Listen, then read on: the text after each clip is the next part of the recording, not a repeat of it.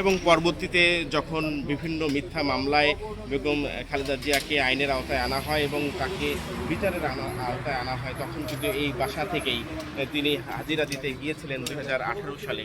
সেই হাজিরা দিতে গিয়েই কিন্তু তাকে গ্রেপ্তার করা হয় এবং পুরান ঢাকার নাজিমউদ্দিন রোডের কারাগারে, যেই কারাগারের এক নির্মম বর্ণনা রয়েছে, যে কারাগার পরিত্যক্ত হয়েছিল, যে কারাগার থেকে সে সময়ের যারা আসামি ছিল তাদেরকে, যারা অভিযুক্ত ছিল সেই আসামিদেরকেও কিন্তু স্থাপন করা হয়েছিল কেরানীগঞ্জের কারাগারে। অর্থাৎ নাজিমউদ্দিন রোডের ওই কারাগারেও কেউ ছিল না, সেখানে একমাত্র আসামি বা একমাত্র ব্যক্তি ছিল বেগম খালেদা জিয়া, বিএনপি চেয়ারপারসন খালেদা জিয়া।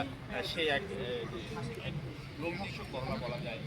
আমরা যে এখানে দাঁড়িয়ে আছি নির্জন কক্ষে থাকতে হলেও অন্য কক্ষে অনেক আসামিরা থাকে বা অনেক ব্যক্তিরা থাকে, কিন্তু ভাগ্যের কি নির্মম পরিহাস, সেই বিশাল প্রকোষ্ঠ অর্থাৎ বিশাল